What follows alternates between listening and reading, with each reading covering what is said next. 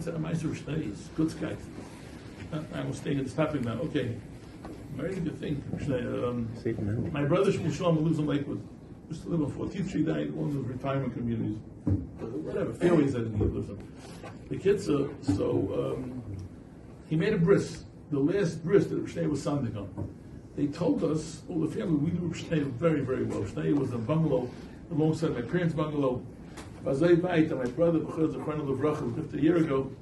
Almost 2 years ago, my brother Bechel, he was a big tzaddik Bechel, not Pashat. The holy Jews of the Dar. B'Shemayr, Morgenstern, passed by his caver and he said he stopped. He didn't know what he had to Rimmitz that day. Rimmitz is on one side of the wall, he's on the other side of the wall.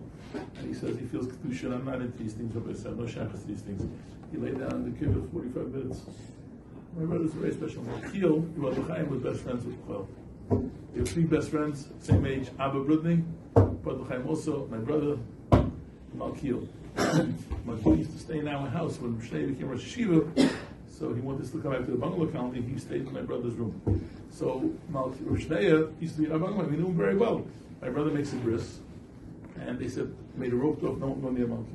Shnei was staring at me the whole bris. I said to one of my brothers, not Bechel, he would be nice to me. I said, he wants to talk to me. He says, Uncle Lenishkin Arshkat, you make me something to a big shot. Whatever you told me. I said, look at him, he's staring at me. And the bris was over. I think I show you, the bris was over. Shnei took him, who knows how long to walk out of his medrash. The Yashem in the front where we sat on the left side, and to walk out, and he went into his room. And then we had to leave to go to eat the bris. Soon there was someplace else. So my mother says to me, I was very close to my mother. My father was Nifter. I was learning in Philadelphia. My brother, Chaim Esbron, was Shraga told Chaim to come back to New York. People know that story already from reading my books over there. I came back to New York, and for 8 years I traveled on the subways. My mother was my roommate. I was my roommate for 8 years. I learned a lot of chinuch from her. The kids, my mother said to Yankel, me game, Nemen Mazel from the Rosh Yeshiva. Shnei would go to take Mazel from him. I said, fine. We went by yours, room with the jar's room. They put a recliner for him at the time. He had a room up there we have now. He had offices over there. He had a little room for himself and a recliner. He was sitting on it. And I opened the place. Ooh, good, Yankel, come around. And then my mother walked in and I said, Mazel Tov Rosh Yeshiva. She gave her a big bracha. Again, we have bungalows next to each other. They said, Yankel, it was red mid there. So first of all, I met my brother. I said, I told you. It was red mid there. He says, he thought I knew a certain person. He's a good guy. He thought I knew a certain person. I'm not saying any more about it because then people could figure out who it was. Maybe one person could figure out. He says, this boy was a Yosem. Came from a very chashva family in New York. And the Rebbitzin, who was the Almana, called Rav Shnei. He says, please, I'm sending my son to you. In Lakewood. He was 19, 20 years old. Sure, better a Shiva, you should work with him. He was shaky a little bit. Shnei said, of course. Just to me, he says, this Bach, I knew who he was. He says, his mother has tinus on me. Alman has tinus on me. I said, Gleib nicht. I said, anybody in the world that has tinus in the Rosh Yeshiva. He was such a nice man.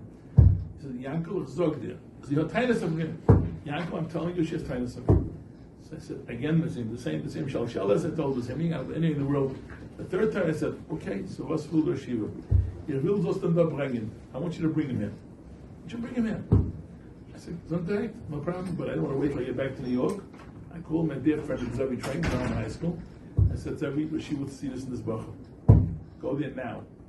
Got him, brought him to Lakewood. I called later, she's Rebbe Rishon, we used to call her Rishon. I called Rebbe Kotler, and I said to her, he's a new person. He says he was convinced in his mind he knows his matzav. He lived a few weeks later. He knows his matzav. He says he doesn't want to leave the world. Somebody having tinus on him. I'm sure she has tinus on me. He sat with him for 3 hours. They didn't let us go near him because he was so schwach. Somebody had to hold him at a time because somebody had to hold the baby. Right? And this is what he did. 3 hours he spoke to the bacha, convincing him the bacha is a nice young man today. I'm not saying he's a rash kebab, but he's a fine young man today. It was like that. His Frankfurt was unbelievable, really a very, very special person.